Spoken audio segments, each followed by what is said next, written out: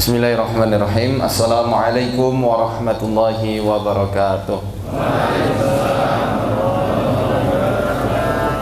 Alhamdulillah wassalatu wassalamu ala rasulillahi wa ba'du. Sehat semua Bapak Ibu? Alhamdulillah. Semoga Allah selalu melimpahkan kesehatan, penjagaannya, serta rahmatnya untuk kita semuanya. Amin. Alhamdulillah, ini kali kedua saya bisa bertatap muka, bersilaturahim lagi di Pondok Salman Al-Farisi, dan khususnya di Masjid Walidain, masjid yang Masya Allah banyak kenangan di sini ya. Tahun lalu kita jumpa juga di acara kajian yang sama. Alhamdulillah tahun ini juga bisa berjumpa lagi. Ini sebuah kesyukuran yang besar yang layak saya haturkan kepada kehadirat Allah, yang dengan isinya melalui perantaraan Ustaz Hanif dan ustadz-ustadz lainnya kita bisa berkunjung lagi, merasakan dinginnya mana ini? Desa Blumbang ya. Blumbang tuh kalau di Banyumas artinya kolam. Sini sama? Oh iya belum. Ya Tawangmangu yang Masya Allah adem. Nah Bapak Ibu yang dirahmati Allah, dalam sebuah hadis Rasulullah SAW menjelaskan tentang iblis beserta singgasananya dan juga tentara-tentaranya. Iblis itu meletakkan singgasananya ada di atas nopo? Di atas air atau di atas laut, di atas samudra. Kemudian wa yab'atsu saroyah, setiap harinya dia selalu apa? Mengirimkan tentara-tentaranya. Wa adnahum manzilatan a'zamuhum fitnah, yang paling dekat posisinya, paling dekat kedudukannya di sisi iblis adalah setan yang paling besar fitnahnya, paling besar godaannya di tengah-tengah kalangan manusia. Ada setan yang datang lapor ke iblis, bos, aku sudah membuat manusia mencuri. Masona'ta syai'an, kamu belum melakukan apa-apa. Bos, aku telah berhasil membuat manusia buka auratnya, kamu belum melakukan apa-apa. Permainan lama ya. Bos, aku telah membuat manusia ini dan itu. Tidak ada yang besar bagi iblis itu. Nggak ada yang lebih besar prestasinya kecuali setan yang datang kepadanya dengan dia itu mengatakan, bos, aku berhasil memisahkan antara laki-laki dengan istrinya. Apa kata setan? Kata iblis, ni'ma anta, sebaik-baiknya setan kamu ini. Sampai dalam riwayat lain dikatakan dia itu mendapatkan mahkota penghargaan dari iblis karena berhasil membuat laki-laki menceraikan istrinya tanpa ada alasan yang jelas. Makanya salah satu jenis sihir yang tujuannya itu dijelaskan dalam Al-Quran, yang berefek atau berimbas kepada kondisi psikologis manusia, itu hanya satu, yakni sihir tafrik. Tafrik itu apa artinya? Pemisah. Sihir untuk memisahkan. Jenengan nanti bisa lihat ayatnya di surat Al-Baqarah ayat 102. Fayata'allamuna minhuma ma yufarriquna bihi bainal mar'i wa zawji.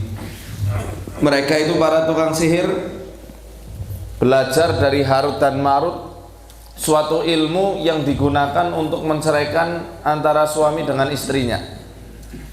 Itu yang dijelaskan di Quran, karena memang efek dari perceraian ini sangat besar.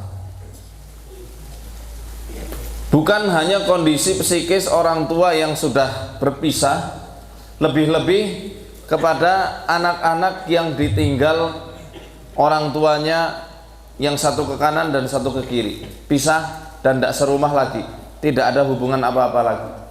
Itu kondisi batin dan gejolaknya sangat luar biasa, dan bisa terus berimbas sampai anak-anak itu dewasa, sehingga dia itu akhirnya mengalami insecure. Insecure ini penyakit jiwa ya, yang mana dia itu tidak berani natap masa depan, dia merasa tidak aman dengan lingkungannya, dan dia merasa tidak pede, khawatir kalau dia nanti melanjutkan kepada jenjang pernikahan, dia dikhianati layaknya orang tuanya dulu, dia disakiti layaknya orang tuanya dulu yang masih terekam di benaknya sampai dia itu dewasa. Itu bagi anak-anak yang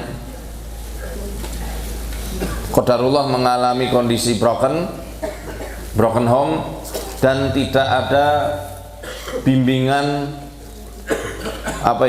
pendampingan tauhid secara kuat. Karena kondisi psikis manusia pasti berbeda-beda. Ada yang kuat, ada yang lemah. Yang kasihan ini yang lemah, yang tidak bisa move on.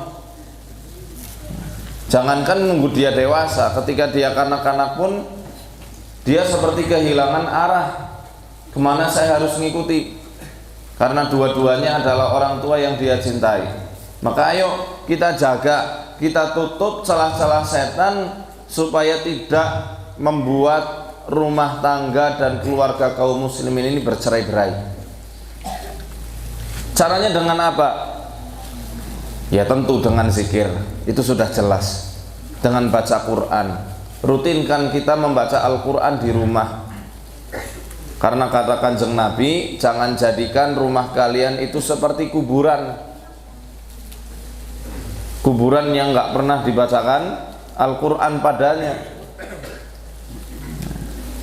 Bacalah Al-Quran, khususnya surat Al-Baqarah. Inna syaitana yafirru minal baitil ladzi tuqra'u suratul Baqarah. Karena setan itu akan lari dari rumah yang dibacakan surat Al-Baqarah di dalamnya. Jadi rutinkan baca Quran, ngaji bareng anak-anak, bareng istri. Ya walaupun nggak terlalu banyak, yang penting rutin dan istiqomah. Itu adalah wujud ikhtiar kita mendulang penjagaan yang maha kuat dari Allah yang maha kuasa. Tanpa adanya Quran yang kita baca di rumah, kondisi rumah panas walaupun cuacanya sedingin desa Belumbang, hawanya cekcok, selalu miskomunikasi, nggak bisa saling memahami antara satu dengan yang lainnya. Kan kalau kita membuat momen ngaji bareng ba'da maghrib misalnya, atau ba'da subuh bersama-sama, pasti akan ada interaksi antara orang tua dengan anak. Betul apa tidak? Iya. Setelah ngaji, kasih wejangan, bapaknya yang ngasih wejangan, layaknya Luqman kepada putranya. Karena di saat itu gelombang otak manusia dalam tahap gelombang theta, yang mudah sekali menerima nasihat. Setelah diruqyah, setelah sholat dan setiruqyah jadinya. Setelah sholat dan setelah baca Al-Quran, zikir bersama ya, dalam rangka mendidik anak-anak supaya ngerti gimana sih zikir pagi itu, gimana zikir petang. Wah, indah sekali. Keluarga jadi barokah, nyaman, tenang. Habis itu kasih cerita tentang nabi-nabi. Ini membuat anak-anak kita itu dekat hubungannya dengan orang tuanya dan merasa diperhatikan. Berawal dari membaca Al-Quran bersama. Al-Qurannya sendiri mengundang barokah, kemudian interaktif, hubungan interaktif antara orang tua dengan anak-anak terjalin dan hidup, juga barokah. Jadi barokah di atas barokah yang lainnya. Kemudian dengan mendirikan sholat sholat sunnah, baik tahajud, duha, supaya apa? Supaya pengaruh aura yang ada di rumah ini tidak negatif. Ini kalau saya boleh katakan dengan bahasa aura, ya saya katakan aura, karena yang familiar di telinga masyarakat awam itu auranya negatif. Akhirnya datangnya ke dukun. Mbah, tolonglah biar aura saya ini positif, harus digimanain. Oh, mandilah di air terjun Tawangmangu sana. Berendam di situ misalnya. Supaya positif. Kita nggak perlu susah-susah bayar mahar. Mahar buka aura sampai ratusan ribu, bahkan sampai jutaan. Ngapain? Aura kita akan terpancar positif dengan amal saleh kita.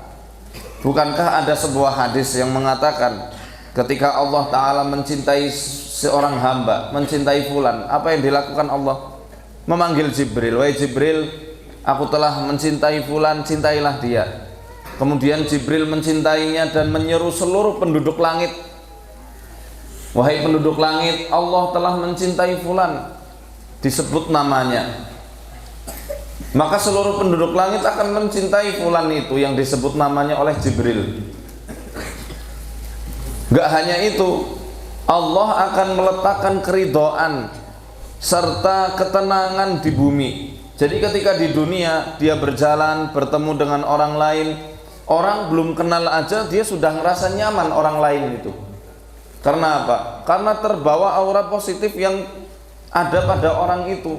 Berkah ketaatannya, barokah dari istighfarnya setiap di penghujung malam, barokah dari sedekahnya yang dia lakukan sembunyi-sembunyi, berkah juga dari taklimnya yang dia ajarkan, walaupun mengajarkan alif ba ta tha di TPQ. Kalau dilakukan ikhlas, dia menjadi artis di langit. Apalah arti popularitas di dunia? Semu. Tapi popularitas di langit itu abadi selamanya, akan dilanggengkan. Makanya ketika orang itu mengejar keridhaan Allah, Allah akan jadikan dia itu dicintai untuk penduduk langit, demikian juga dicintai sama penduduk bumi. Sebaliknya, kalau hamba itu terus menerus melakukan kemaksiatan, dia lakukan dengan sembunyi-sembunyi, di luar tampak alim, di dalamnya bobrok. Kadang-kadang ketika kemaksiatan itu sudah terakumulasi banyak, Allah bongkar itu sedikit. Jadi mohon maaf kalau misal ada orang-orang yang kemudian perbuatan buruknya itu terbongkar secara publik, itu bukan awal dia melakukan kemaksiatan. Biasanya ada kemaksiatan-kemaksiatan sebelumnya yang dia lakukan, ditutupi dan tidak mau ditobati, tidak mau dia rubah. Dia terlanjur nyaman di situ dan menutupinya dengan kedok-kedok yang lain di hadapan manusia, menggunakan topeng. Ya Allah, singkapkan topengnya. Dan ketika Allah membenci seorang hamba, Allah marah sama seorang hamba, kondisinya sama ketika Allah itu mencintai seorang hamba, manggil Jibril, aku telah benci ini si fulan, benci dia. Jibril membencinya, kemudian broadcast ke seluruh penduduk langit, Allah telah benci fulan, bencilah si fulan ini. Maka seluruh penduduk langit benci sama orang itu. Kemudian efeknya apa? Efeknya dia akan memancarkan kebencian di muka bumi, sehingga ada orang yang baru ketemu aja moodnya langsung hilang. Pernah ketemu sama orang kayak gitu? Sebenarnya kita punya kepekaan masing-masing, Bapak Ibu. Kita punya kepekaan kita masing-masing. Antara jiwa kita dengan jiwa yang lain akan saling melekat kalau satu frekuensi, tapi tidak saling melekat kalau beda frekuensi.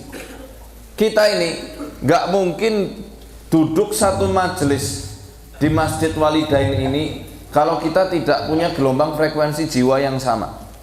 Betul enggak? Karena kita punya kesukaan bareng-bareng untuk ngaji, untuk sharing ilmu, ya, berkumpul dengan para asatidzah dari Salman. Makanya Allah kumpulkan, karena ruh itu seperti tentara yang saling berhimpun satu sama lain. Kalau saling sambung menyambung ya mereka bersatu, tapi kalau saling mengingkari ya mereka akan berpisah. Dan sampai detik ini pun kondisi kita akan merasakan, walaupun orang itu casingnya, tampilannya sama seperti kita, kalau ada suatu hal yang nggak beres, bagi orang-orang yang punya kepekaan dan dia paham, pasti dia akan memahami hal tersebut ada yang nggak beres pada diri orang yang ada di hadapannya.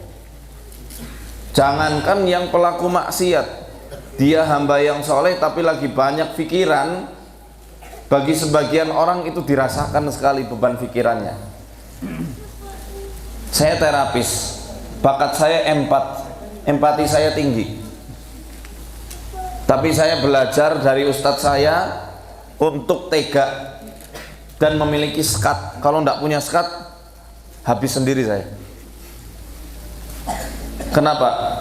Karena hal itu terlatih mungkin ya dari kondisi pola asuh ibu saya. Ibu saya orangnya memang melankolis dan empatinya tinggi sama orang.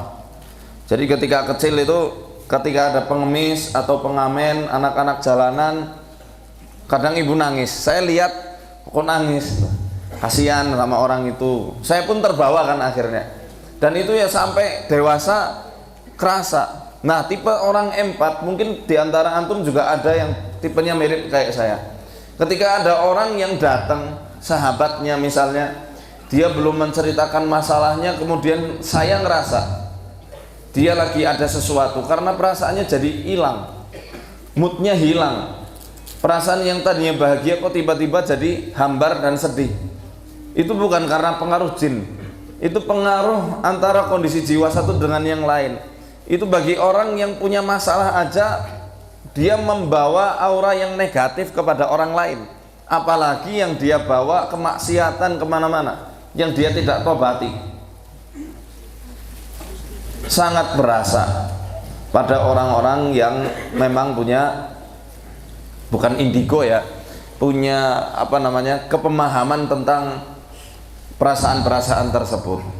Ya, makanya saya katakan, dirikan sholat dan ketaatan di dalam rumah, supaya nanti aura rumah itu menjadi tenang dan positif, adem, tidak membuat cekcok satu sama lain, ya, dan membuat antara suami istri itu bisa saling memahami. Kemudian jalin komunikasi. Sebenarnya pembahasan tentang komunikasi sudah saya bahas di awal, tapi saya tegaskan di pembahasan yang ketiga ini. Komunikasi ini penting dalam ranah kita berumah tangga dan berkeluarga, karena setan itu seringnya merusak keluarga kaum muslimin melalui komunikasinya. Saya banyak menangani kasus-kasus yang berawal dari komunikasi yang tidak sehat antara orang tua dengan anak, antara istri dengan suaminya. Suatu ketika saya kedatangan tamu dari luar kota, datang mengeluhkan tentang kondisi anaknya yang tidak mau sholat dan tidak mau ngaji. Anaknya itu sudah umur 20 tahun. Padahal ketika dia kecil sama remaja, dia itu anak yang sangat rajin mengaji, sholatnya juga rajin. Tiba-tiba di umur dia itu sudah dewasa, umur 20-an ke atas, dia jadi malas-malasan sholat, bahkan sampai berani meninggalkan sholat dan malas ngaji, serta membantah kedua orang tuanya. Qadarullah saat itu anaknya tidak ikut.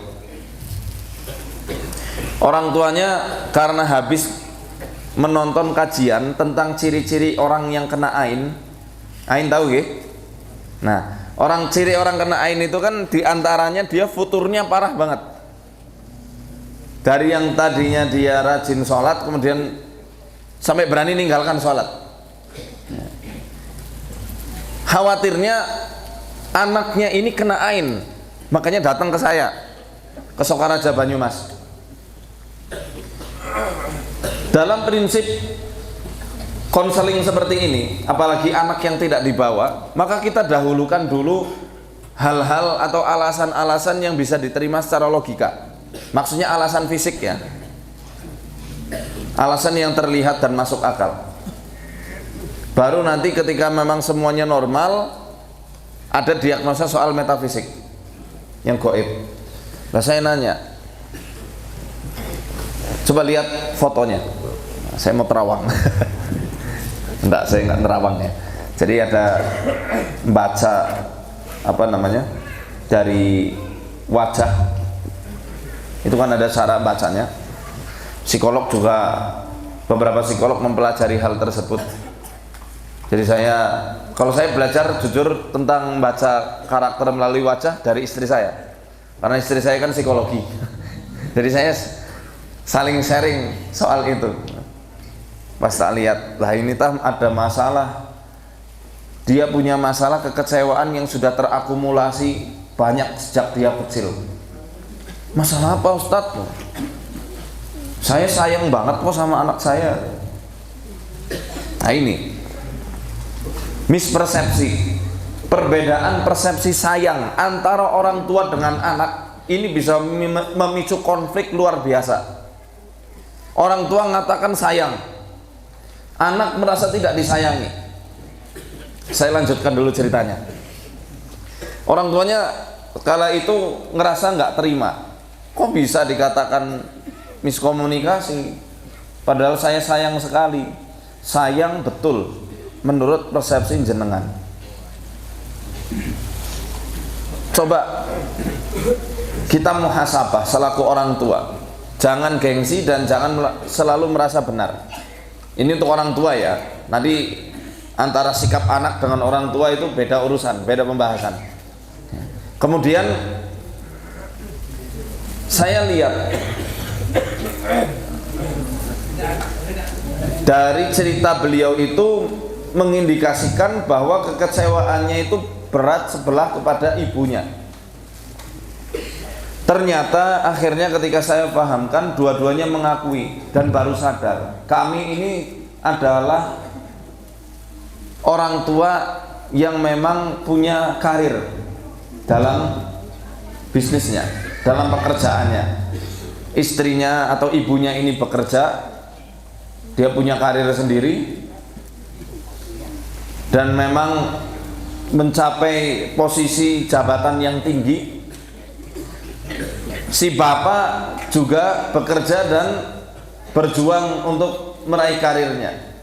Dua-duanya betul untuk membahagiakan kedua anaknya supaya tidak kekurangan dari segi materi. Namun si anak itu ternyata ngerasa ditelantarkan, sehingga dia itu bisa rajin ngaji dan rajin sholat karena selalu dimotivasi sama pamannya, sama bibinya. Qadarullah, saat COVID kemarin, paman bibinya yang nggak punya anak ini meninggal karena COVID, lantaran virus itu.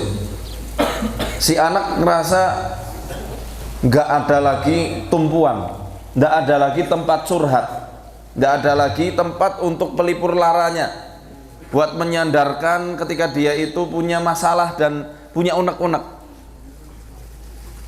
Akhirnya dia ngerasa ngambek, ngerasa dunia ini udah runtuh lah, karena justru dia mendapatkan sosok orang tua itu bukan dari orang tua kandungnya, tapi dari pamannya, dari bibinya yang sangat menyayanginya dan juga mencurahkan perhatiannya secara full kepada anak itu.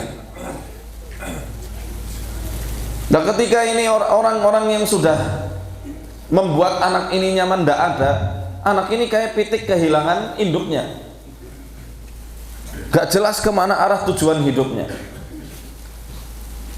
Akhirnya kita perlu memahami bahasa kasih yang ada antara anak dengan orang tua. Demikian juga ini bisa kita praktekkan antara suami dengan istri dan sebaliknya. Anak-anak itu memang dicukupi dari segi materi dan tidak pernah kekurangan. Sampai dia itu kelebihan uang jajan. Kelebihan uang jajan. Segala fasilitas hidupnya lengkap. Hanya satu yang kosong, kasih sayang dan perhatian. Ada 5 bahasa kasih yang ini mungkin bisa kita catat. Bekal untuk antum ini santri-santri yang masih jomblo, pastinya nantinya kan bakal menikah, ya, biar nanti bisa benar-benar ngomong tuh ya, bisa mengayomi anak dan istrinya. Ada 5 hal yang mesti kita perhatikan. Pertama, ada orang yang bahasa kasihnya itu dengan apresiasi. Apresiasi berarti ungkapan kata-kata. Kalau ada bapak ibu yang anak-anaknya itu prestasinya selalu meningkat ketika habis dipuji, berarti bahasa kasihnya dia butuh sanjungan dari orang tua. Demikian juga antara suami dengan istri. Ada suami yang kemudian etos kerjanya makin meningkat ketika disambut, ketika pulang disambut senyuman dan juga ungkapan cinta dari istrinya, ya. Kemudian semangat hidupnya makin tinggi, berarti itu si bapak bahasa kasihnya adalah dengan apresiasi, ungkapan kata-kata. Konteks sekarang ini kita bahas antara orang tua dengan anak, ya. Jadi jangan pelit-pelit mengapresiasi anak. Kadang kan anak, contoh anak yang punya kebutuhan bahasa kasihnya itu diapresiasi. Dia merasa disayangi, dia merasa dicintai ketika dapat sanjungan.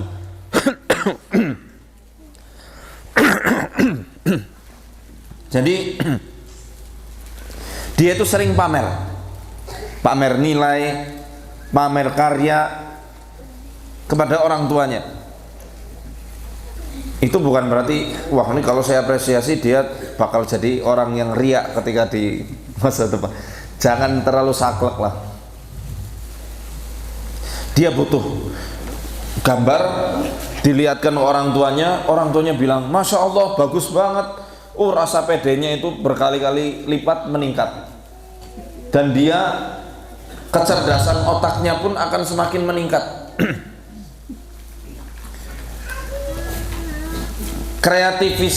Kreativitasnya pun akan semakin meningkat di situ ketika dapat sanjungan dan apresiasi dari orang tua.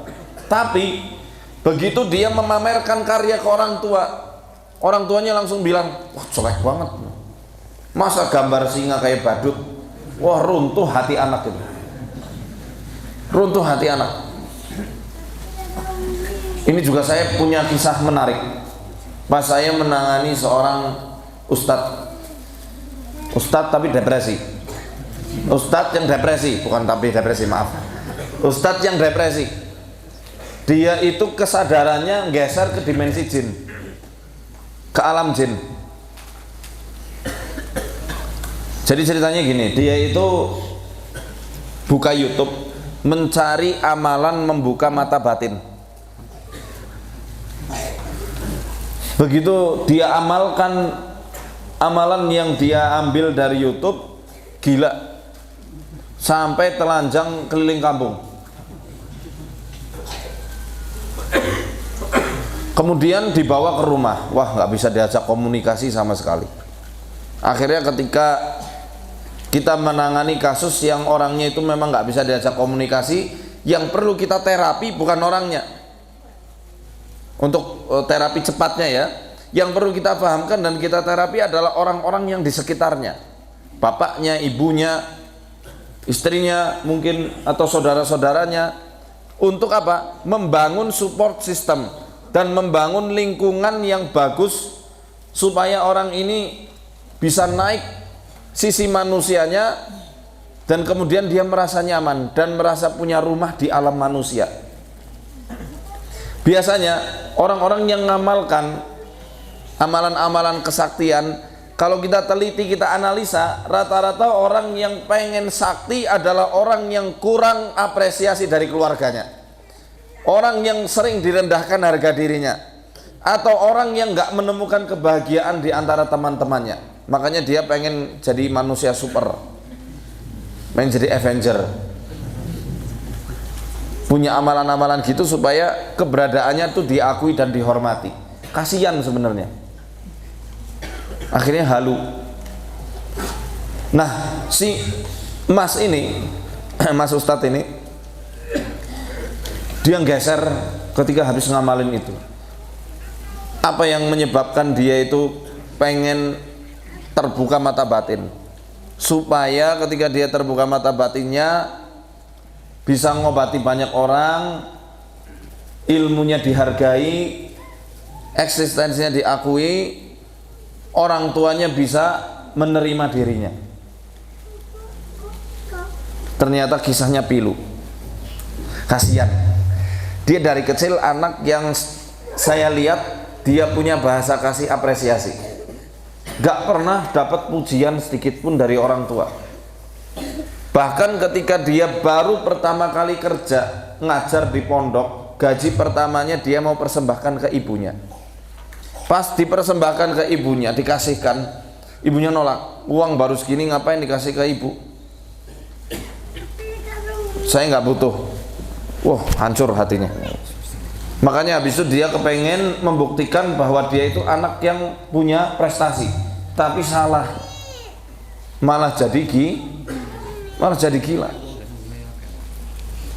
Nah, biasanya orang-orang yang ngamalkan kayak gitu, dia akan nembus sekat-sekat tertentu dalam dimensi-dimensi yang dia rasakan sendiri. Dia akan ngerasakan kenyamanan yang luar biasa. Aku enak lah di sinilah, nggak mau pulang ke alam manusia. Dia ngerasanya mungkin di sana cuma sehari, tapi di alam manusia itu bisa 2 tahun, 3 tahun, nggak balik, raganya kosong.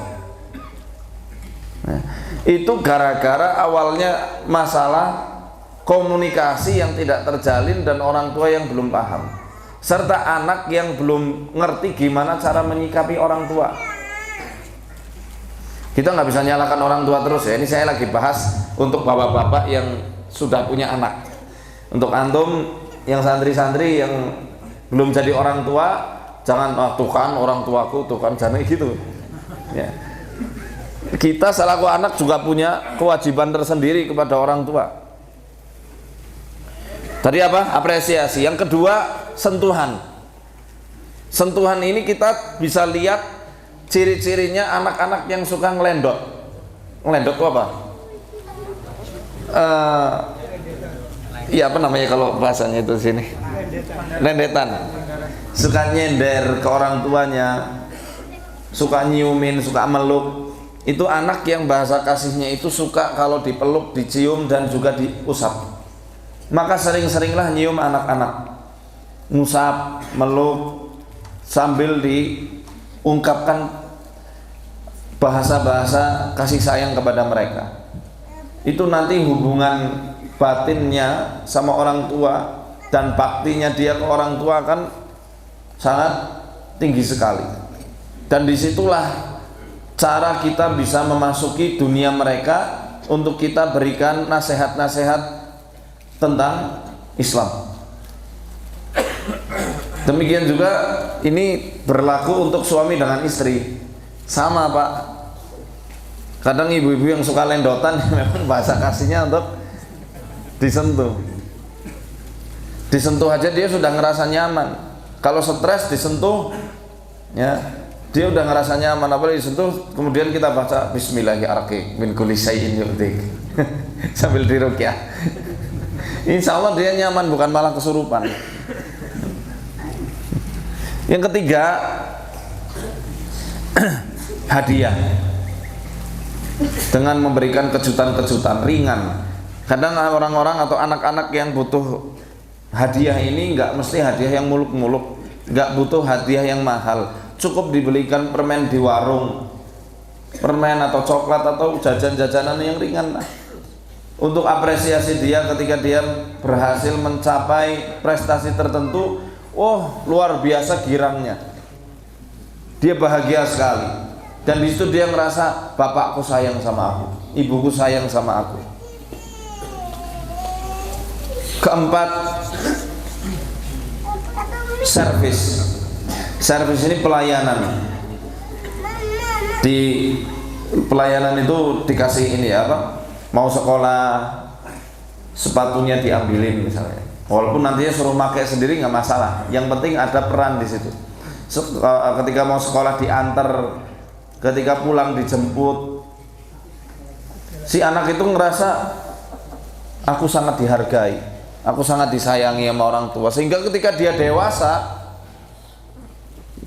aku nggak boleh patah semangat di pondok, harus hafal selesai 30 juz dalam jangka waktu 1 semester. Jadi dia punya motivasinya untuk membahagiakan orang tuanya yang telah menyayanginya dengan persepsi dia, oh aku selama ini diberikan pelayanan, orang tuaku melayani aku sangat luar biasa, memperhatikan aku sangat luar biasa, dari TK sampai SD sampai SMP misalnya, nganter-nganterin aku. Nah itu di batin dan persepsi anak, orang tuanya itu sangat menyayanginya, sehingga nanti akan ada hubungan timbal balik. Dan dia nggak mencari sosok figur idola di luaran sana. Yang kadang-kadang orang, anak-anak itu mencari idola dari sosok-sosok yang tidak jelas. Kalau ke Rasulullah jelas ya, maksudnya sosok lain di luar sana. Malah nyarinya ke guru-guru spiritual misalnya, kan malah repot. Nah yang kelima, quality time atau waktu kebersamaan, dengan mengajak liburan bareng atau sekedar ngobrol bareng. Ketika ke sawah misalnya, jalan-jalan ke sawah, jalan-jalan ke kebun atau kemanapun, sambil ngobrol berdua dengan anak, dengan istri. Ini bisa membuat orang yang mempunyai tipe seperti ini ngerasa sangat dihargai. Kita perlu dan penting bagi saya, bagi kita semua, memahami konsep ini untuk mencegah dan menutup celah-celah iblis serta tentara-tentaranya dalam memecah belah kerukunan di dalam lingkup rumah tangga kita, di dalam lingkup keluarga. Ya karena Allah sudah berikan kebijaksanaan bagi iblis, wasyarikhum fil amwali wal aulad. Berserikatlah kamu, ngikutlah itu, campurilah pada harta dan juga anak-anak mereka. Anak-anak kalau tidak dididik dengan baik, khawatirnya akan menjadi perusuh-perusuh yang akan membuat konflik di internal keluarga. Demikian juga istri dan suami kalau tidak dipahami dengan baik, nanti celah-celah yang ringan akan menjadi bumbu yang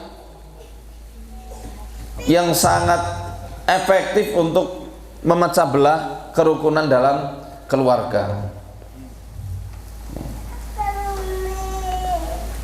Ini apa namanya, selain ikhtiar dari bentuk penjagaan berupa ruqyah dan juga doa-doa perlindungan yang bisa kita baca gitu ya. Nah kemudian kita mesti ngerti juga karakter antara wanita dengan pria. Bagi seorang ayah, ketika ada masalah, dia butuh waktu untuk sendiri dan fokus menyelesaikan masalah. Tidak bisa diikut campuri oleh perempuan atau siapapun itu. Laki-laki butuh waktu me time untuk merenungi, untuk kemudian dipecahkan masalahnya sendiri. Adapun wanita, dia itu butuh empati. Baru ketika empati itu dirasa sudah cukup bagi dirinya, suami boleh memberikan solusi. Kalau tiba-tiba ketika dia curhat suami langsung motong, kadang kan karena laki-laki seperti itu ya wataknya, pengen jadi pahlawan dan juga dalam menyelesaikan masalah langsung ke solusi, itu wanita ngerasa nggak dihargai. Wah suamiku nggak menghargai aku, nggak bisa mengerti perasaanku. Akhirnya kadang-kadang selaku suami serba salah. langsung jawab, istri ngambek, nggak dijawab-jawab juga ngambek. Makanya kalau lagi curhat kita mantuk-mantuk dulu. Oke, iya. Nanti kalau sudah selesai kita perlihatkan rasa empati kita ke istri. Kalau udah selesai, barulah kita tawarkan solusi. Di situ biasanya insya Allah ya, wanita akan lebih menerima. Dia sudah cukup merasa mendapatkan perhatian dan empati suaminya, dan juga mendapatkan solusi. Lihat aja, wanita kalau saling curhat dan mau memecahkan masalah, mereka curhat ke sesama wanita akan peluk-pelukan, tangis-tangisan, bahkan sambil merangkul memeluk. Laki-laki ada yang peluk-pelukan? Hah? Ada enggak di sini bapak-bapak atau santri-santri kalau lagi ada masalah pelukan sama temennya sambil nangis? Enggak ada. Yang ada di persepsi kita jijai kan? Laki-laki kok lembek banget ya, karena fitrah dasarnya memang kayak gitu. Laki-laki kalau ada masalah, ayo kita cari solusi bareng, eksekusi langsung. Wanita enggak, butuh empati dulu. Ini juga mesti dipahami ya. Kadang-kadang celah-celah yang ini sepele banget sebenarnya, tapi bisa jadi masalah gede kalau nggak dipahami. Banyak kasus-kasus rumah tangga yang pernah saya dapati, ngerasanya disihir orang lain, tapi ternyata miskomunikasinya parah. Suami nggak paham apa yang dimaui istri, istri nggak paham apa yang dimaukan suami. Makanya ada istilah karena wanita ingin dimengerti dan suami ingin dituruti. Laki-laki ingin dituruti. Karena fitrah laki-laki adalah qawam, dia pemimpin, penegak, nggak kepengen kalau harga dirinya itu diinjak. Wanita pengennya dimengerti, pengennya selalu diayomi, nggak kepengen dicuekin, dan nggak kepengen dia itu ditelantarkan. Jadi fahamilah 5 bahasa kasih sayang yang itu kita sendiri juga punya di antara 5 bahasa kasih ini. Yang mana ya kita bisa analisa diri kita sendiri dari kecil. Begitu ya. Nah, kemudian bentengi sihir itu sih insya Allah sudah jelas. Tadi saya sudah sampaikan dengan Al-Baqarah. Kalau misal Baqarah nggak bisa dibaca secara sekaligus, dicicil. Hari ini 100, besok 100, hari ketiga 86 ayat. Cukup 286, beres 3 hari. Kemudian sihir ini, kalau misal ini ada kasus sihir ya, sihir itu pasti akan nyerang ke faktor psikis manusia. Itu tidak mungkin enggak, pasti ke situ dulu masuknya. Sihir jenis apapun, dari yang itu sihir ilusi sampai sihir yang beneran, pasti akan melewati tahap-tahap ini. Makanya santet itu ada 3 tahapan.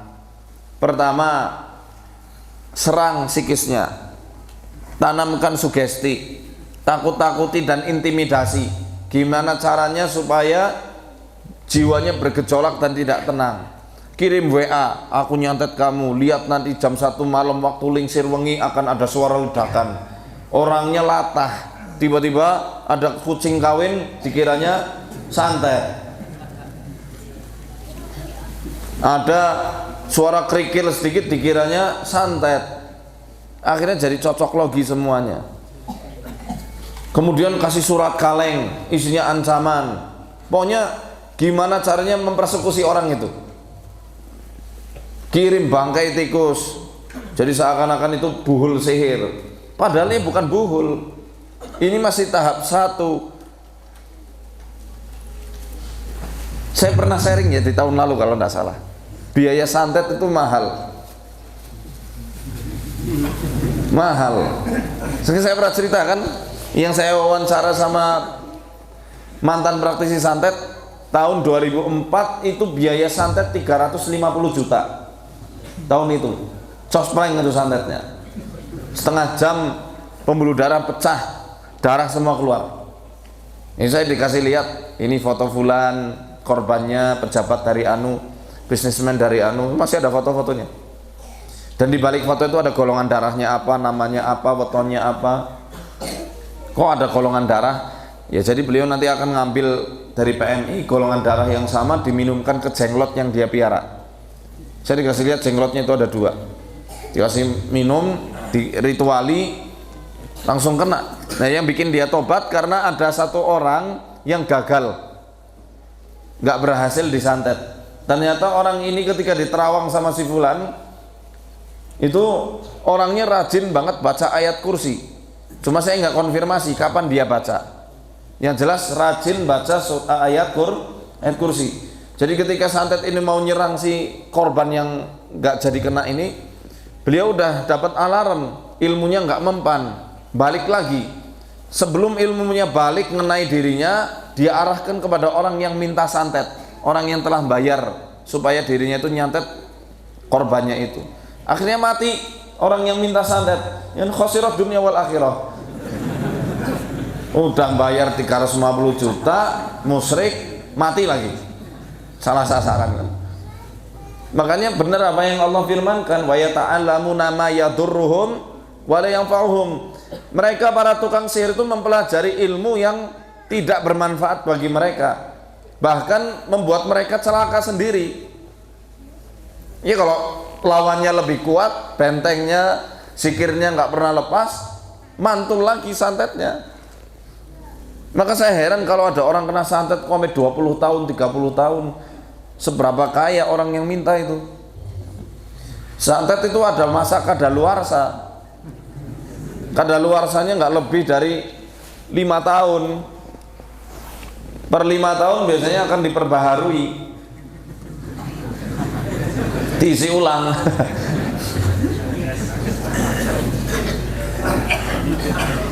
Nah baru ketika itu tadi kan saya bilang yang pakai apa, setan ya. Makanya santet zaman sekarang itu santet intimidasi semua rata-rata.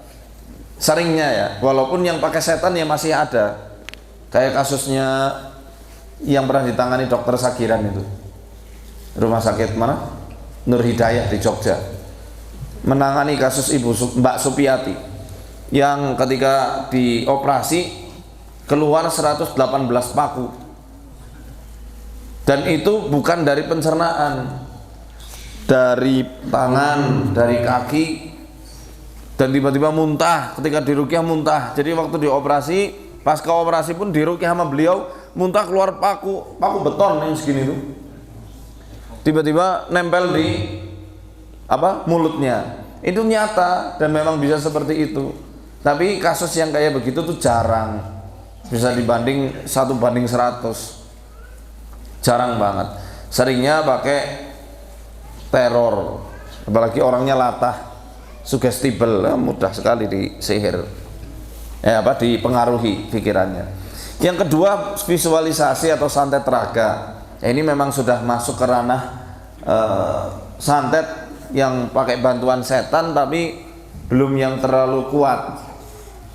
Kayak contohnya santet bambu apus. Dia nyumbat bambu yang punya 2 lubang. Mantranya sederhana, aku tidak berniat menutup lubang bambu ini. Ya, niatku nutup 2 lubang dia sehingga tidak bisa buang air. Ditiupkan, bacain mantranya lagi, rituali, jadi. Ini pernah saya nangani kasus kayak gini di Jawa Barat. Nggak bisa buang air selama 2 minggu. 2 pekan itu, sampai dioperasi. Dioperasi yang nggak ditemukan penyakit, nggak ada apa-apanya, tapi nggak bisa buang air besar, nggak bisa buang air kecil. Termasuk 2 kasus saya tangani. 1 kasus di Jawa Barat, 1 kasus lagi orang yang tinggal di luar negeri. Jadi istilah santet nggak bisa nyebrang samudra itu mitos. Ya, itu orang yang waktu itu tinggal di luar negeri datang ke Sokaraja yang melakukan hal yang sama. Sampai dokter-dokter di sana ndak menemukan kasus apa ini yang terjadi pada orang itu. Jadi ketika diruqyah ya alhamdulillah langsung lancar lagi, tapi nggak seketika. langsung lancar lagi dengan izin Allah Ta'ala. Kemudian yang ketiga, santetnya ini tahapan yang santet yang serius saya katakan. Itu yang menggunakan ritual kufur antara penyihir dengan para setan. Kemarin di pondok Salman, berapa itu yang di bawah? Salman 1 ya. Saya sharingkan ke para santri, santet itu atau sihir pekerjaan yang sangat menjijikan, sangat kotor dan hina. Karena cara-caranya yang jorok, menggunakan media-media najis. Jadi tidak heran ya setan itu mau bekerja sama dengan orang-orang yang mengamalkannya. Banyak contohnya lah ya, saya nggak perlu jelaskan. Tapi yang sudah tersebar luas itu yang ada di kitab As-Sarimul Battar fi Tasaddi Saharatil Asrar, karya Syekh Wahid Abdus Salam Bali. Beliau pernah menemukan kasus penyihir yang ketahuan di Mesir menggunakan mushaf Quran itu sebagai terompah masuk ke kamar mandi dan jadikan tisu toilet. Itu parah ya. Makanya ketika semakin menjijikan dan semakin tinggi tingkat kekufuran penyihir, maka level ifritnya ya juga semakin tinggi, semakin mau untuk disuruh-suruh sama manusianya. Makanya orang bekerja sama jin di zaman ini tidak bisa dikiaskan dengan Nabi Sulaiman yang mendapatkan mukjizat ditaklukkan bangsa jin sebagai tentaranya. Karena ya jelas beda jauh. Orang zaman sekarang bekerja sama jin itu pasti ada hubungan timbal balik, disadari atau tidak. Hubungan timbal balik alias barter. Nah, supaya kita terhindar, kuatkan dulu segi psikologisnya, psikisnya, sehingga dihentakkan pertama mereka gagal, insya Allah tahap-tahap berikutnya mereka akan susah untuk masuk. Dan ini kan sudah disinyalir di dalam Al-Quran ketika Nabi Musa duel sama penyihir sewaan Fir'aun. Karena efek sihirnya ini memang membuat takut orang-orang yang melihat.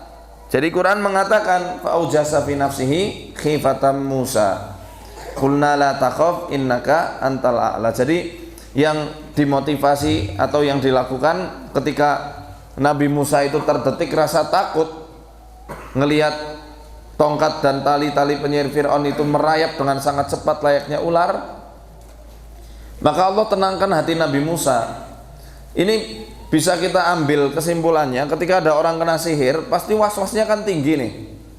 Wah, aku lagi diapain ya, tukang santetnya ngapain ya, jangan-jangan lagi nusuk-nusukin aku. Akhirnya dia ngerasa tertusuk di situ. Timbul psikosomatis, dia tersantet pikirannya sendiri. Makanya kita tenangkan dulu batinnya, tenang. Kamu tuh lebih tinggi, lebih mulia karena kamu beriman, mereka itu kafir. Mereka melakukan kekufuran sedangkan kamu mendapatkan ujian. Kalau kamu sabar, istiqomah, derajatmu ditinggikan. Baca Al-Baqarah, baca ayat kursi, baca ayat-ayat pembatal sihir. Tapi ingat, bacanya pakai hati. Gimana hati kita mau membaca ketika hatinya sudah didominasi dengan rasa takut? Jenengan kalau takut suruh baca sesuatu bisa menghayati enggak? Enggak bisa. Sama orang kena sihir juga kayak gitu. Mereka ngehack dulu itu ininya apa? Kondisi psikisnya. Sehingga kalau takut ya bacaan apapun jadi hambar. Ya mungkin itu Ustaz yang bisa saya sampaikan. Mungkin selebihnya kita diskusi ya biar lebih interaktif. Ya, saya serahkan ke Bapak MC. Jadi demikian Bapak Ibu sekalian, pemaparan materi itu pada kesempatan pagi hari ini mungkin sampai di rumah dirubah, sing belum memberikan apresiasi kepada anak-anaknya boleh pagi hari ini diberikan. Sing bojone ngamuk bayi nun sewu kok teko omah ndang dilus-lus ya tegas awake teko omah lus-lus bojone ditambahi bojone dhewe itu bojone tanggane ya nggih nun sewu Ini ada inden pertanyaan sudah beberapa hari yang lalu, kemudian juga ada pesanan. Nun sewu nanti saya bertanya langsung sebentar nih. Ini nun sewu hal ini sesar. Maksudnya pertanyaan yang langsung luar biasa. Nun sewu. Okay. Ada air itu minta didoakan kasusnya seperti yang ditulis Niku Ustaz. Kemudian sekalian nanti mohon penjelasan ini dari tidak mencatat nomor HP 1112. Ini dari Surabaya Ustaz. Nun sewu berarti ada yang rawuh dari Surabaya ini. Sekaligus pertanyaan untuk memberikan doa pada air yang diberikan. Izin bertanya tentang anak berkebutuhan khusus atau ABK, MIS, Down syndrome. Apakah itu termasuk gangguan jin? Apakah bisa disembuhkan atau ikhtiar apa untuk menguranginya? Jazakumullah khairan. Ummu Najib dari Surabaya. Mohon monggo langsung dipun doakan dan penjelasannya. Mungkin singkat, mungkin pertanyaannya banyak sekali. Baik. Down syndrome bukan termasuk gangguan jin, bisa disembuhkan. Wallahu alam. Ya, saya belum pernah menangannya secara langsung, tapi bisa diikhtiari dengan cara bekam di waktu sepertiga malam, selang-seling itu waktunya, ya. Dan juga diberikan, kita ada madu nutrisi, nanti bisa pesan ke kita, insya Allah. Itu wujud ikhtiarnya ya. Kalau selebihnya kita tawakalkan, kita pasrahkan ke Allah. Itu adalah insya Allah penduduk surga yang sedang berjalan-jalan di muka bumi, bersabar, istiqomah dan ikhlas serta ridho terhadap ketentuan Allah. Itu yang nanti akan membawa ibu dan putranya masuk ke dalam surga Allah tanpa didahului adab maupun hisab yang berat. Amin.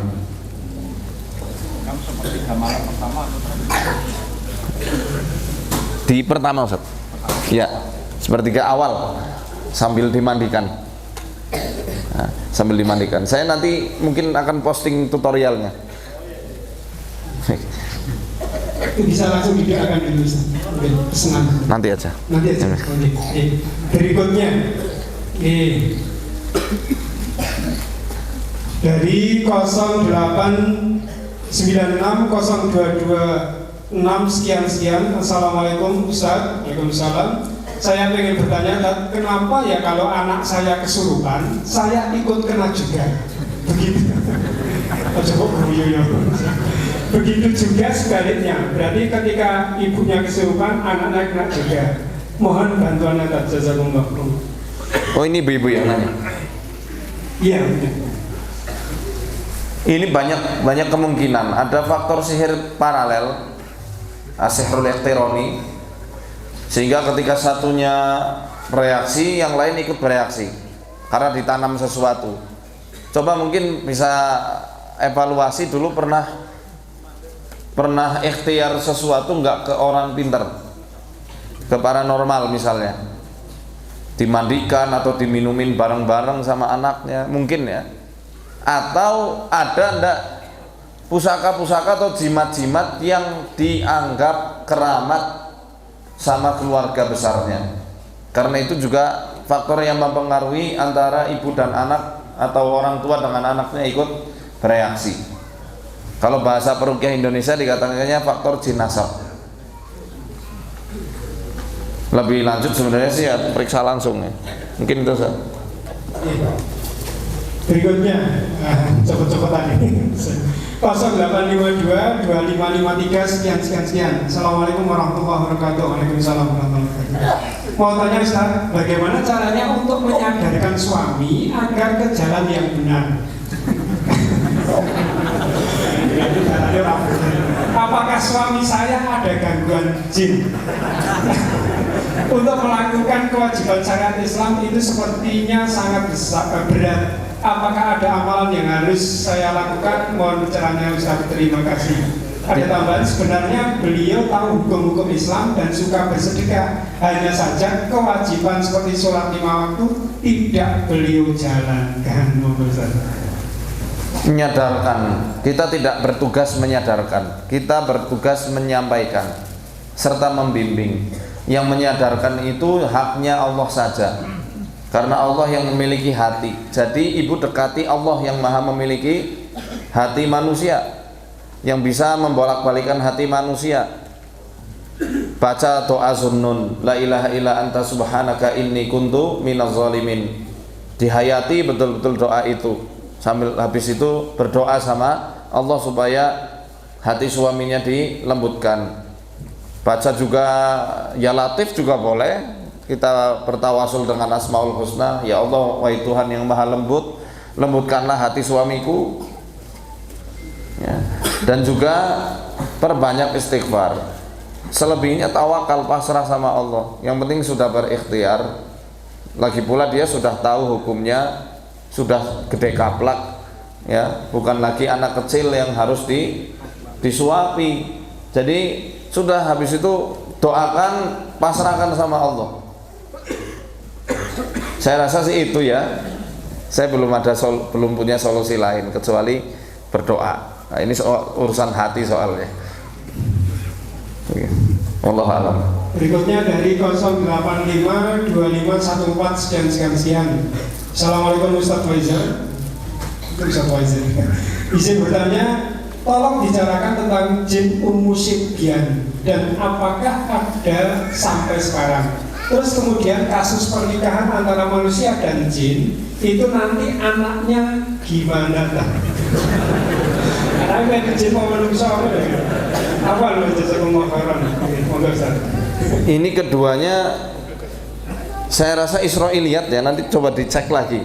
Kalau Sibyan itu riwayatnya juga tidak sahih.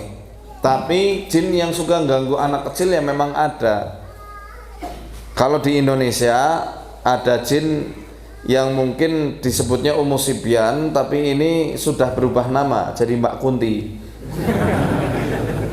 Mbak Kunti ini baru ada tahun 1950-an.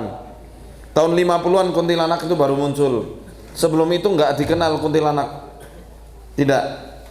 Kalau jenengan mau tahu ya wujud-wujud hantu di Nusantara zaman kuno, nanti bisa lihat di situs candi apa namanya itu situ yang dekat sini, apa namanya waktu itu, candi ya. Saya tuh lihat di prasastinya itu ada hantu-hantu yang ditakuti di zaman itu. Ada yang tangan tanpa ada badannya, kepala nggak ada badannya, ada hantu Kemamang. Nah, Kemamang ini sesepuh hantu senior di Jawa. Kalau kuntilanak hantu newbie, baru tahun 50-an ada. Ya. Sana sama lah sebenarnya kayak Sibyan dan lain-lain, sebenarnya itu jin. Kita nggak usah pusing-pusing itu apa, yang penting itu jin. Sampai sekarang ya masih ada dan suka ganggu anak-anak. Orang Jawa juga sering mengatakan itu sawan. Makanya sebenarnya yang harus ditanyakan gimana caranya supaya anak kita nggak diganggu. Caranya dengan doa yang diajarkan Rasulullah ketika mendoakan kedua cucunya. Ya, u'iduka kalau laki-laki anaknya, u'iduki kalau perempuan. U'iduka bi kalimatillahi tammah min kulli syaitanin wa hammah wa min kulli ainil lamah. Dibacakan itu, ditiupkan dan diusap ke seluruh tubuh. Bacanya kapan? Pagi dan petang juga boleh, sebelum tidur juga boleh. Dibacakan 3 kali dan diusap ke seluruh tubuhnya. Kemudian tentang anak hasil hubungan jin dan manusia. Memang hal tersebut dijelaskan nama Syekhul Islam Ibnu Taimiyah ada. Tapi hasilnya kayak gimana nggak tahu, belum pernah kenalan. Bahkan ada riwayat Israiliyat tentang Ratu Bilqis yang katanya dia itu adalah anak hubungan antara manusia dengan jin. Tapi saya belum tahu kesahihan kisah itu. Nah, kalau pengen tahu coba nanti telepon Om Jin. Gimana hasil hubungan anaknya itu. Saya belum pernah nemukan kasus yang begitu ya, hanya rumor-rumor yang beredar di masyarakat, seperti contohnya yang anak genderuwo itu. Anak genderuwo siapa ya? Waktu itu saya masih kecil, itu sampai dijadikan pameran si Tebo anak genderuwo. Oh, saya nggak berani masuk, ngeri gitu ya. Itu berbulu, semua tubuhnya bulunya lebat sekali, rambutnya gondrong, mirip anu sahabat cucunya Mak Lampir. Iya Grandong. Cuma nggak selebat. Nggak selebat itu bulunya. Wajahnya pun juga berbeda. Nah, hanya itu saja mitos-mitos yang tersebar. Namun untuk secara pribadi nangani kasus serupa saya belum pernah. Jadi wallahu a'lam bishawab. Anak Grandong. Dari 08213608 sekian. Assalamualaikum, waalaikumsalam. Maaf mau tanya Ustaz, bagaimana cara mengatasi psikis anak sesuai dengan tema tadi yang mungkin tertekan tetapi orang tua tidak memahami, karena setiap kali ditanya anak mengatakan tidak apa-apa, tetapi orang tua merasa ada sesuatu yang ditutupi anak. Berarti orang tuanya harus berjuang gimana caranya anak percaya sama orang tua. Ya, kadang-kadang anak itu punya rasa ewuh pekewuh sama orang tua lebih daripada gurunya. Termasuk misal ya, anak itu sebenarnya sudah hafal beberapa surat dalam Al-Quran. Pas dites orang lain lancar, orang tuanya datang lupa, ngeblank dia. Karena grogi, malu atau gimana, tergantung perasaan anak-anak. Maka gimana caranya kita ini bisa mendapatkan trust, bisa mendapatkan kepercayaan kepada dari anak kita, sehingga anak kita itu nanti bisa terbuka sama kita. Caranya gimana? Coba cari kira-kira anak ini tipenya apa dari 5 yang tadi saya sebutkan. Kemudian karakter dasarnya apa ini? Misal karakternya melankolis. Karakter melankolis kan karakter orang yang mudah terbawa suasana dan dia lembut sekali perasaannya. Maka kita bisa dekati dia dengan suara yang lembut, pelan, dengan bahasa dan tutur kata yang sopan, yang penuh cinta. Apalagi kalau dia juga anaknya introvert, wah sudah pelan-pelan banget kita dekati dia dan cari kesenangannya. Misalnya dia suka main apa, kita ajak main bareng. Di saat dia main bareng dan dia merasa bahagia, dia akan terbuka. Demikian juga kalau dia suka makan makanan sesuatu, jajan nih misalnya, dia suka jajan apa, kita kasih, kita makan bareng, makan di taman, makan pinggir sawah, pinggir sungai boleh lah, asal jangan di pinggir jurang. Makan bareng, dirangkul, diusap, kemudian sambil bercerita dulu, jangan langsung ke poin masalah, muter-muter dulu cerita apa, baru habis itu ketika dia sudah mulai terbuka, masuk ke inti masalah yang mungkin sedang dihadapi sama anak itu. Banyak cara, pintar-pintar kita orang tua memahami karakter anak kita. Nah ini juga bisa kita lakukan untuk orang dewasa. Orang dewasa itu kalau misal untuk tadi ya, saya lupa pertanyaan sebelumnya yang ibu tadi itu, bisa dengan memasakkan masakan yang enak untuk suaminya yang nggak mau sholat itu.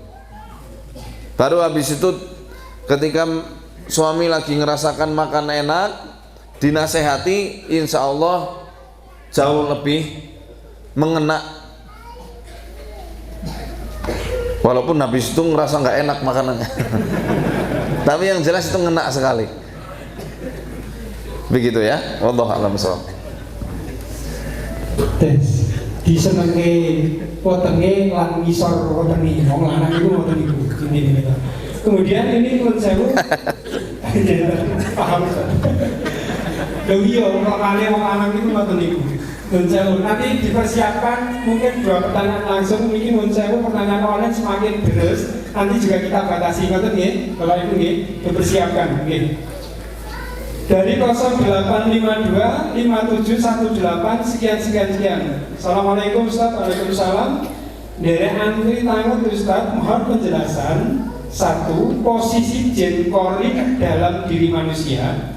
Kemudian yang kedua, apakah jin korin itu juga bisa menjadi baik dan buruk tergantung manusianya. Kemudian mohon penjelasan tentang white magic dan black magic, karena akhir-akhir ini Rosolondo ini. Karena akhir-akhir ini dukun yang berkedok ustadz atau kiai, seperti beberapa ustadz yang telah dibongkar oleh kedoknya oleh pesulap merah. Langsung ibolone beliau pesulap merah. Langsung letak jin korin ya seperti yang disabdakan Nabi, inna syaitana yajri min ibni adama majradam. Jadi di pembuluh darah manusia. Ada riwayat lain ada di kolbu manusia, tapi dia pintar menyelinap. Jadi si korin ini hanya bisa mengipas-ngipasi.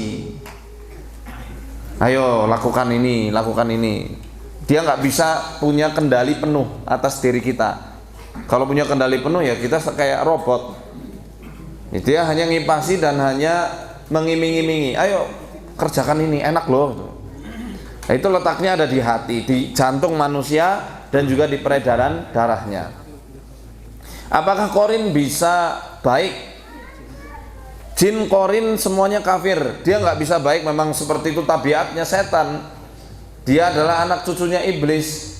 Kecuali korinnya Rasulullah sebagai mukjizat beliau. Akhirnya korinnya dimuslimkan, tidak menyuruh kecuali pada yang baik.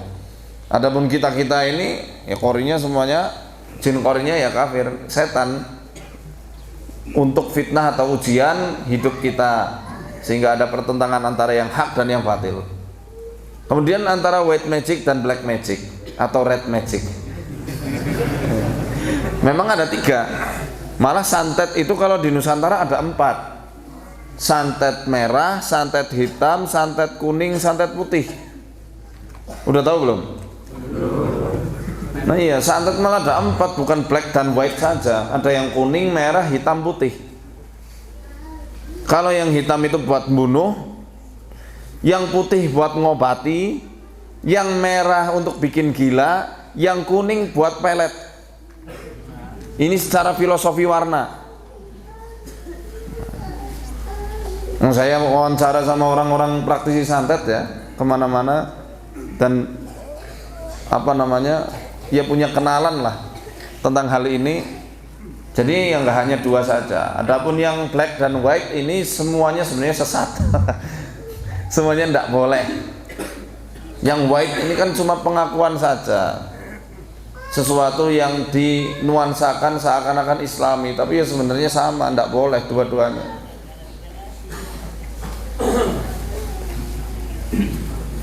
Karena pelet itu sudah berkonotasi buruk, akhirnya disebutnya mahabbah.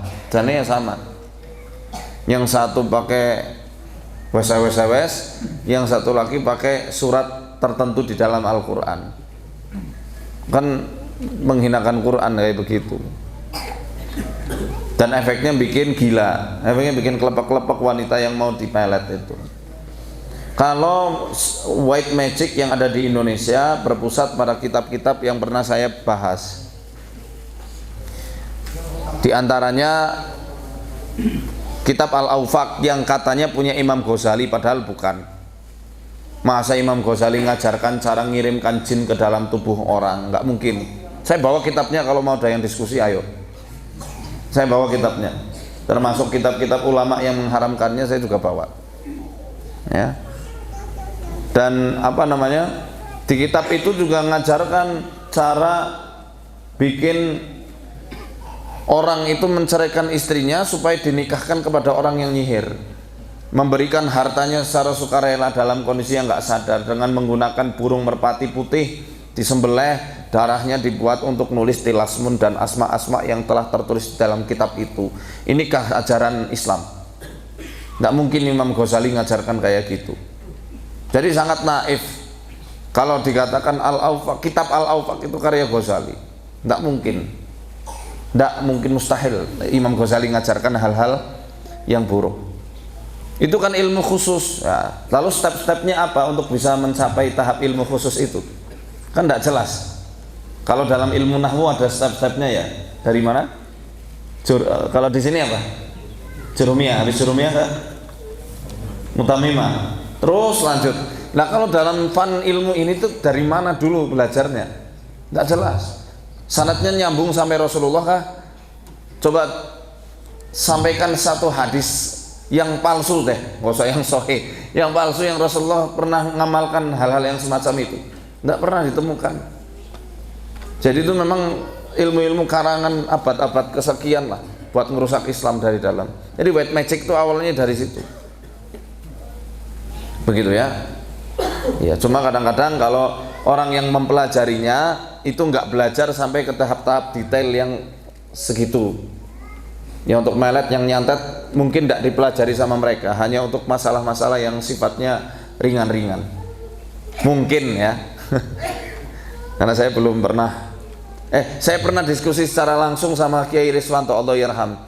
Itu ya beliau mengatakan karena beliau 16 tahun belajar fan ilmu hikmah ini, jadi beliau ngerti sekali seluk-beluknya. 16 tahun melalang buana itu dari satu tempat ke tempat lain, jadi ngelotok ilmunya. Nah, dua-duanya saya katakan tidak benar dan tidak sesuai syariat kita. Wallahu a'lam.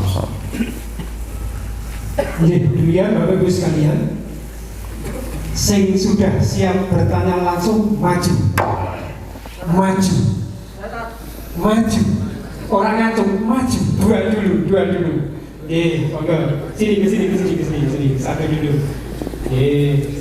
Jadi nek kalau perintah maju, nek ngacung, ngoten ki nek kondur ngoten ya. Oke, langsung perkenalkan nama siapa, bertanya apa. Bismillah, Assalamualaikum warahmatullahi wabarakatuh. Perkenalkan, nama saya Abu Hasan dari Masjid Fahmiyatul Mustajabah. Yang ingin saya tanyakan yaitu berkenaan tentang gangguan dari jin yang bersarang di rumah.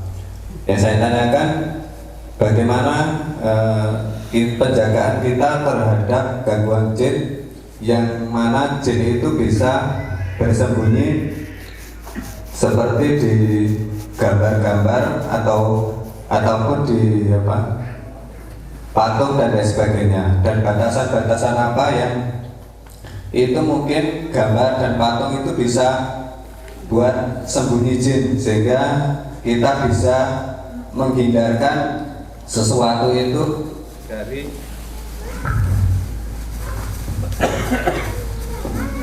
menghindarkan gambar-gambar dan sebagainya itu dari rumah kita. Batasan-batasan gambar atau patung atau boneka yang itu bisa tempat untuk bersemayam daripada jin. Mungkin itu yang saya tanyakan. Mau hadiah mas? Mau hadiah? Ini ada sponsor dari Madu Murni bikinan Pak Toha untuk di Barokah. Kalian ada voucher grill satu paket 20.000 rupiah, gitu. Nanti bisa dimanfaatkan khusus yang wani langsung tikon, gitu. Moga langsung bisa. Berikutnya sini, moga.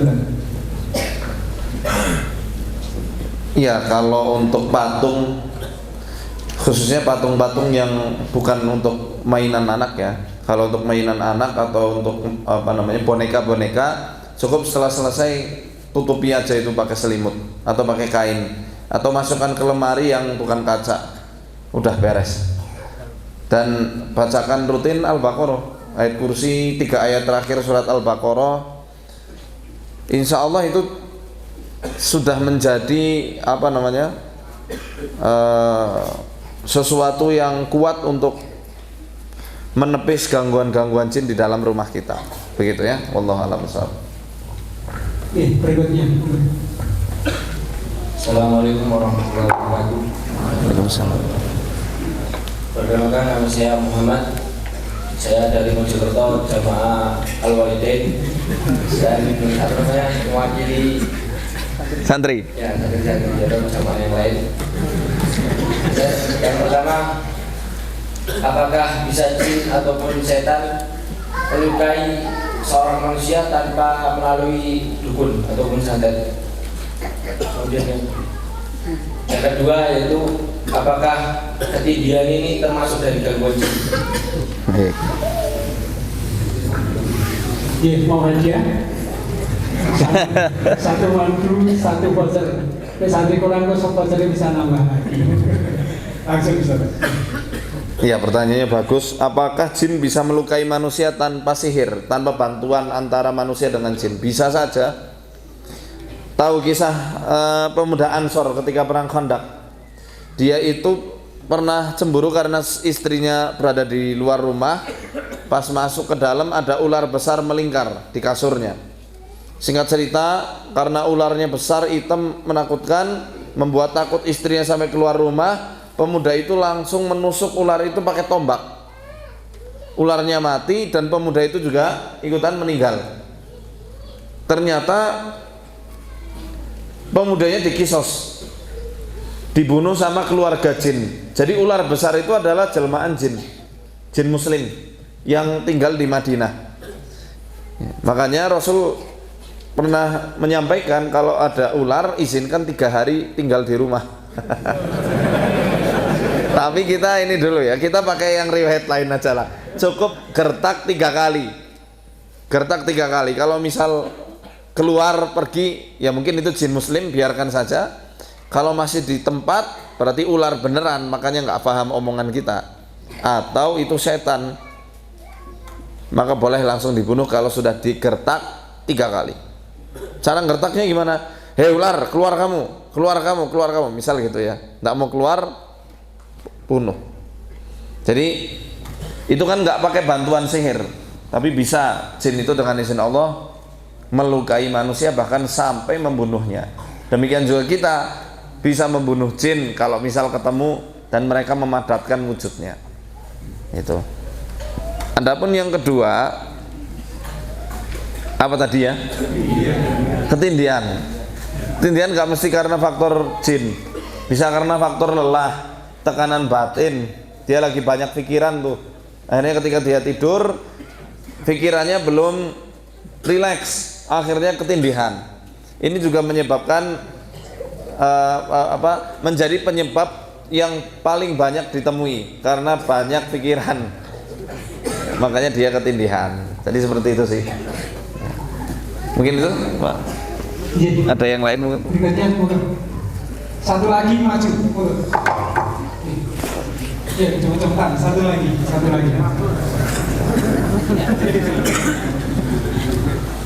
Assalamualaikum warahmatullahi wabarakatuh. Waalaikumsalam warahmatullahi. Nama saya Giyano Ustaz dari Masjid Miftahul Sana. Kemudian yang saya tanyakan dari kebanyakan masyarakat itu mungkin ada yang kebanyakan kehilangan uangnya. Kemudian menurut versi dari masyarakat mungkin itu ada yang ingon-ingon tuyul.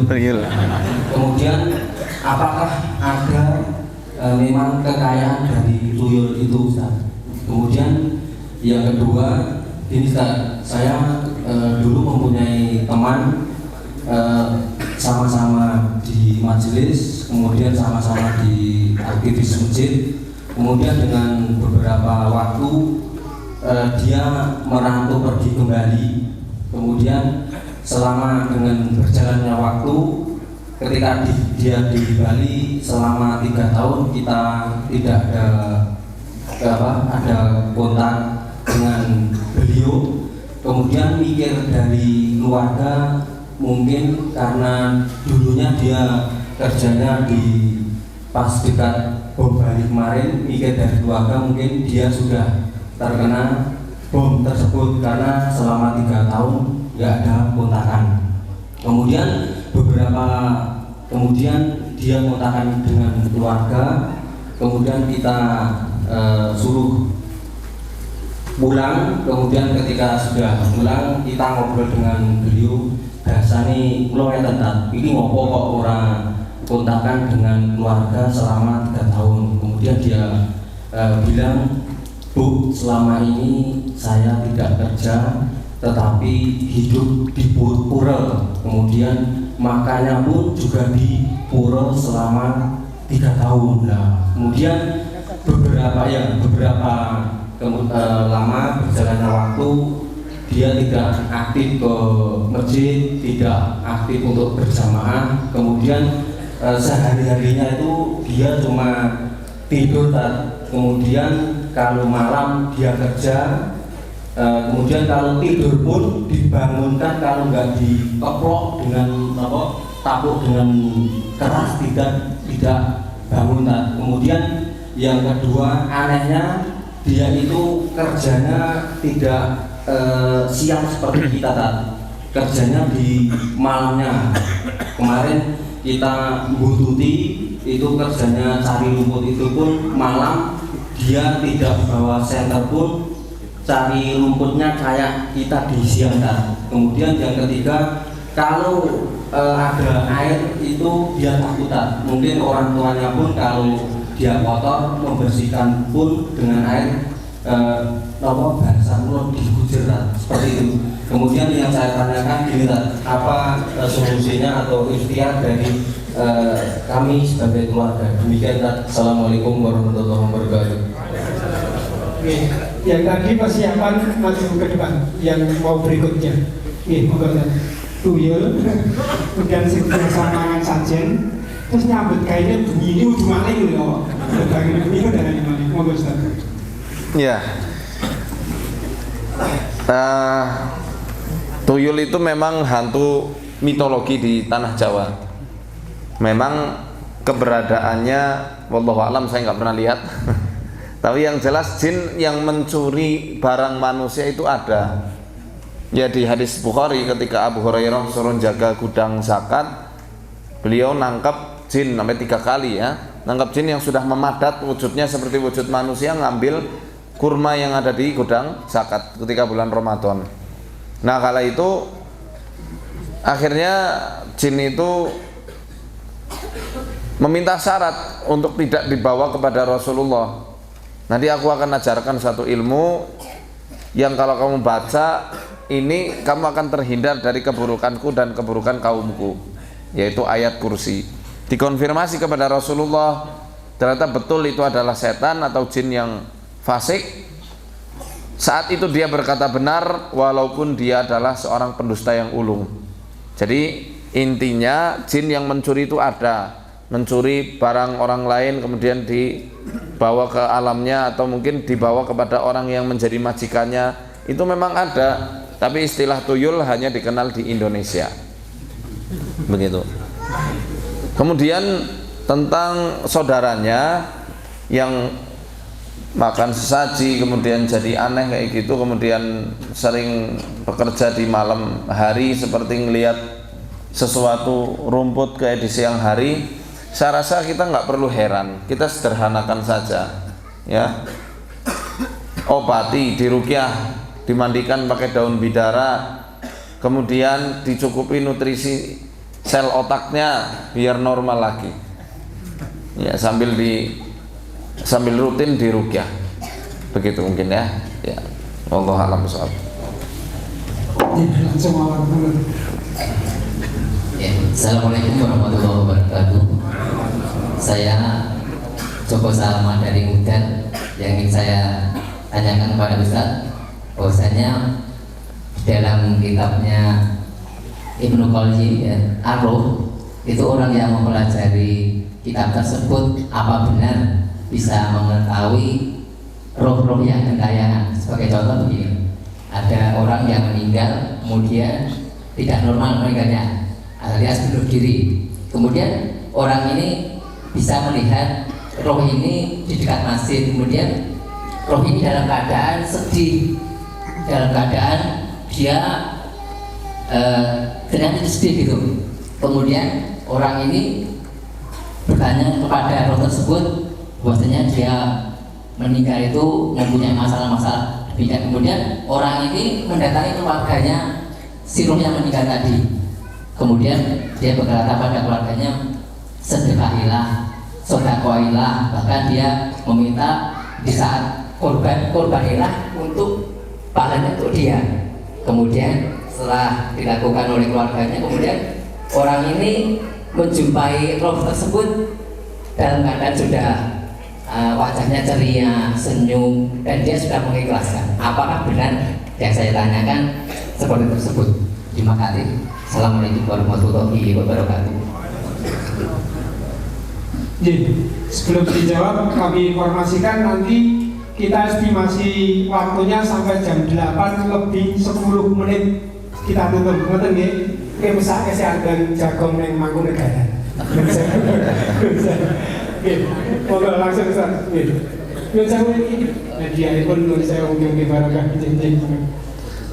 Saya belum baca sampai situ. Jadi di bab mana itu, Pak? Barangkali saya dibantu. Halo, Pak. Kan saya Ustaznya bilang gitu. Jadi orang yang itu adalah Ustaz salah satu. Oh, tadi saya baca ulang ya. Dan itu riwayat, hadis atau asar atau apa saya belum baca. Yang pernah saya baca itu ada di Tadhkirah dan di Ar-Ruh tentang sahabat siapa ya namanya ya. Yang jelas ini sahabat ini gugur di medan jihad. Dia gugur, dia laporan kepada sahabatnya ketika dia hidup. Ini baju besiku diambil sama fulan ini. Diambil sama fulan. Dia taruh di bawah pelana kudanya, ciri-ciri rumahnya seperti ini dan itu. Kemudian 3 hari berturut-turut sampai ruhnya ini mengatakan jangan anggap ini mimpi biasa, ini aku yang asli, yang sudah bahagia mendapatkan syahadahnya. Kemudian dia lapor ke Khalid bin Walid karena saat itu panglimanya beliau. Akhirnya diambil, betul masih ada baju besi yang diambil ketika orang itu gugur. Saya lupa namanya ini, nanti dicari aja di kitab Ar-Ruh itu. Kemudian dia juga berwasiat, aku punya utang sama si fulan, tolong dibayari itu. Kemudian fulan yang punya utang sama aku anggap lunas. Nah, akhirnya Abu Bakar mengatakan ini baru pernah sepanjang sejarah katanya. Wasiat dilakukan orang setelah meninggalnya. Di kisah ini kisah